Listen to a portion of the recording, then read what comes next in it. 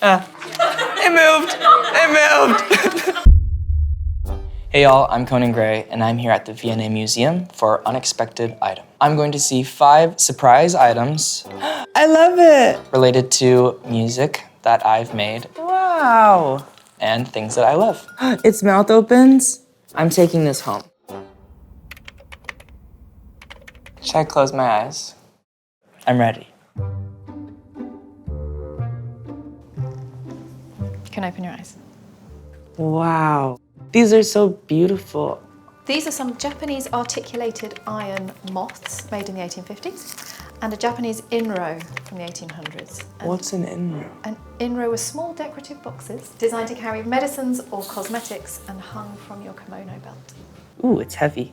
There's some beautiful moths on here. Oh, it's so small inside.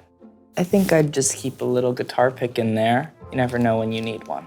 I love this one in particular.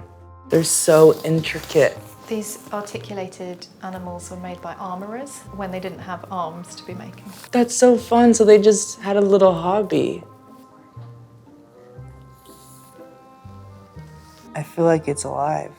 If I wasn't a singer, I'd probably just be somewhere just making little tiny things, just minding my business.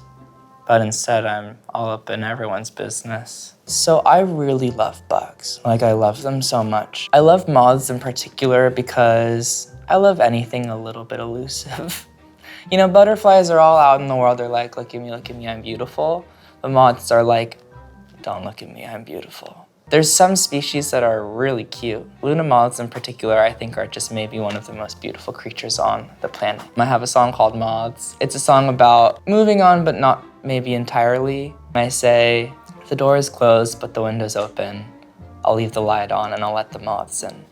And to me, it's kind of saying, to everyone in my life, I've definitely told them that I'm moving on, that I've closed this chapter of my life. But to you, you can tell that the window's open and that if you wanted to, you could fly in and see me again.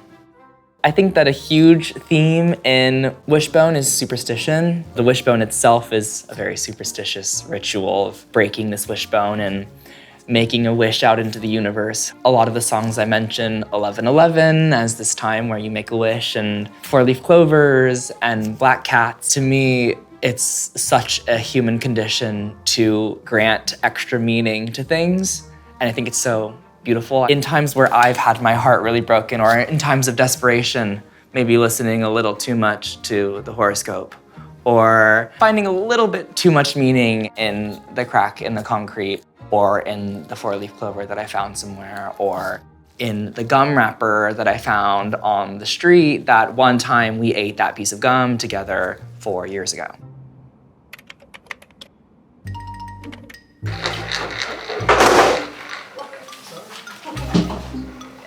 This looks like a body, so there's a body under there.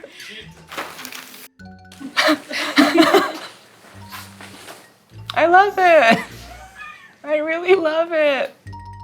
This is a life-size marionette puppet of David Bowie in his Ashes to Ashes clown costume, made by the Jim Henson Workshop in 1999. Wow. Jim Henson. It has fingernails. They didn't forget that. Great job, Jim. I feel like I'm next to a real person, but that's fucking awesome. It has eyeballs that are glass. I feel like my friends might appreciate if, like, after I died, they stuffed me and maybe just had me around in their living room. If I had a puppet made of myself, I would probably dress it in maybe my Met Gala look, just to remind me how good that was. Thank you, Balmain. Bowie commissioned these for a music video. How do you work on your music videos? To me, I feel like a music video is like half of a song. With Wishbone, I really wanted to tell an actual story that had a through line. I wanted to tell a love story. The music videos needed to feel like that first love, butterflies in your stomach, questioning and wondering and not really knowing the answers, not knowing if you're gonna fall flat on your face and hate everything, which did happen. So yeah, love music videos, and I feel like we need to go out of our way to protect them as an art form. It's really fun to see what people wear to the shows. There are a lot of clowns in the crowd these days because of my song Class Clown, which is always really satisfying. There's a lot of sailors. You like look out into the crowd, just like sailor hats everywhere. Sometimes people dress up as like the memes of the fandom as well, which is also really fun. There's an ongoing joke that I dated the Grinch. So every show there's like 10 Grinches, just like fluorescent green in the middle of the crowd. Like I can see them from like miles away.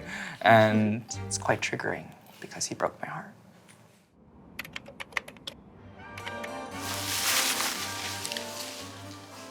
This is a costume designed by Alexander McQueen for David Bowie for the Outside live tour in 1996. 1996.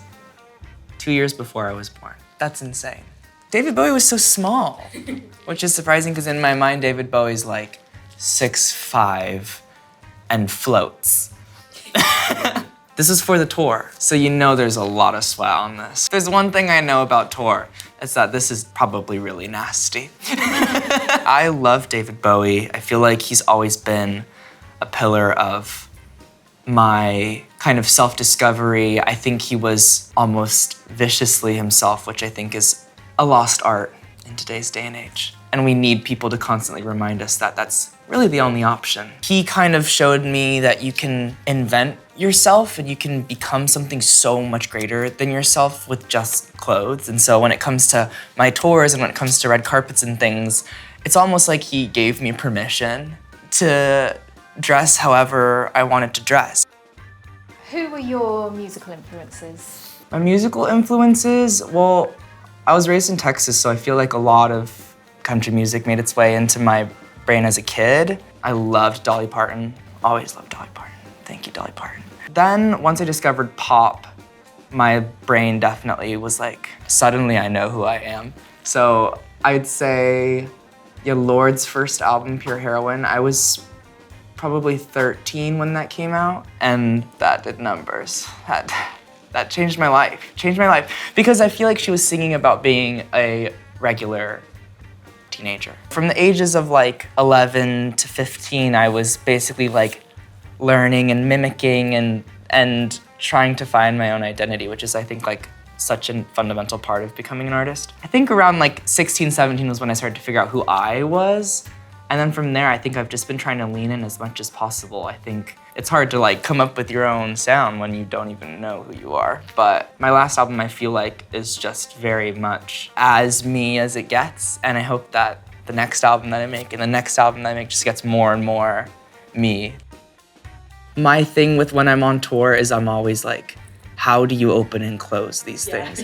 On the Wishbone World Tour, I have 2 outfit changes, and when I'm backstage, I'm like going crazy. Like I'm like the class that I'm trying to do, like it's like really like the most terrifying seconds of my life is when I'm back in that tent, and it's really funny to think that someone like David Bowie could also probably have those same problems. Oh yeah, there's like a little, like this probably clasped somewhere here, didn't it? Yeah, there's like a button. I know that button gave him hell. For me, in my life, at times where I'm like creating a lot of art, the first thing to go away is fashion. Like the first thing that I'm like, what am I wearing? I'm like, I don't care, I need to let go record. But then when it comes to album rollout, it's like the most important thing. It's such a visual experience, music in so many ways. I would say my favorite decades for fashion were probably 50s and the 90s. I grew up in a town that's very old-fashioned, so a lot of old clothes for me to look through at the thrift store and some gold in Georgetown, Texas, some thrifting gold. Wow, it's like sailor pajamas. It's a Mr. Freedom satin sailor suit from 1971. Wow. That's so funny. There's like a store that I go to a lot in LA called Mr. Freedom. This looks like I should just put it on right now, really. Every night on tour, I put on a little sailor outfit and I go up on stage and dance around.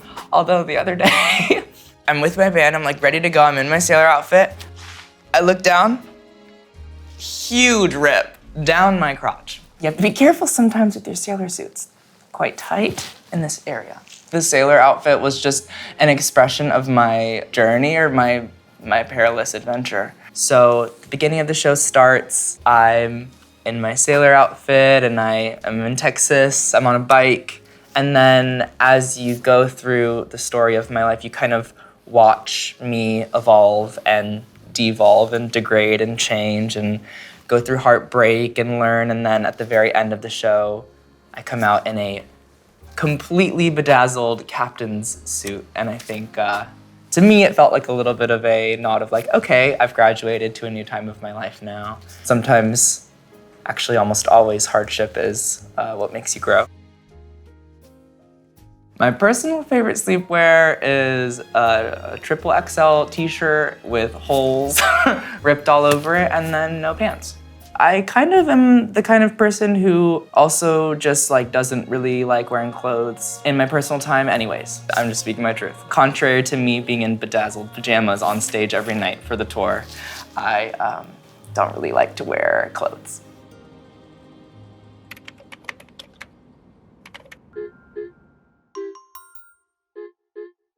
Open? Yeah. I love it. This is an articulated snake made in Japan about 1750 to 1800, and it was made by Myochin armourers. Every single part of it moves. I love it. This reminds me of my snake toy that I had growing up. It's made out of wood and it had all the notches cut out of the sides and you can wiggle it around. This is so beautiful. I love snakes. I think that you could show me any picture of any reptile or amphibian and I would know what it is. Its mouth opens. You need to see. The whole thing moves like it's a creature. Favorite snake breeds. I quite like the pit viper. They look very dangerous. Love a good corn snake, king cobra. Those are quite cool. I think my favorite's a coral snake because they're just so beautiful. It looks like candy corn and it would kill me. I never had snakes growing up. I had some crested geckos growing up. For a very long time, they were thought to be fully extinct in the wild. But then randomly, one day they just found some in an island called New Caledonia. And then bam, now they're pets. I had 3.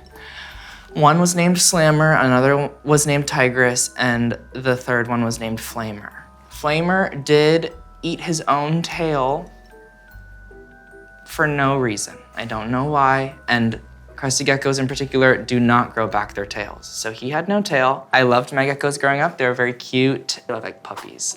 They have eyelashes. They kind of like bark. They're like, arr, arr.